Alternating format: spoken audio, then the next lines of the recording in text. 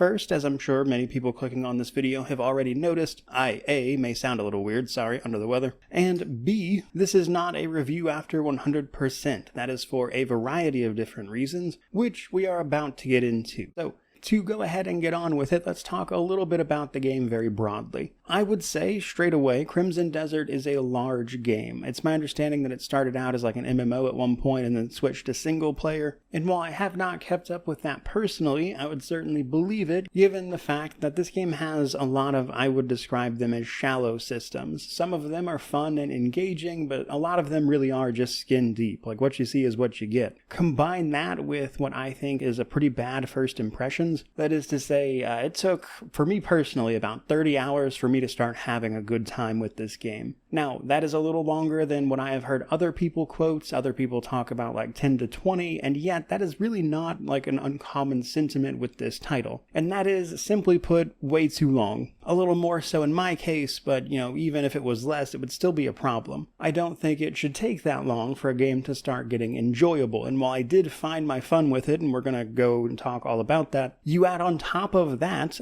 things like a bad control system, a pretty weak story overall, and you've got a situation where I think there is a fun game buried underneath that stuff, but honestly, it takes way too long to get to that point, and whether or not you enjoy this game is likely going to come down to which side of that line you fall on. Are you okay with that or not? There is so much of this game that seems to be deliberately drawn out, I guess you could say. There are like timers and stuff in game that you have to wait for, and while you can sleep to advance some of that stuff, only to a point. Like, it won't let you just sleep over and over again to advance time. And there's a lot of like little systems where you have to like wait and see what happens, and just kind of wait for stuff to roll over, and there's other things to do in the meantime, but it just becomes like this really big cycle of waiting and going to do other stuff rather than the thing you want to do. And again, it's just not a game that feels super respectful of your time a lot of the time. I mean, hell, even just hiding most of the achievements behind challenges, which are themselves hidden by a 140 collectible hunt, doesn't feel great. To that end, I do feel like I got the money I paid for out of it, and because of that, I would recommend this game, so long as you have the knowledge of what this game actually is as you get into it. There are some things here that I think a lot of people would find deeply frustrating, and like I said, it just kind of depends on which side of that line you fall on and which part of those experiences are more important to you personally.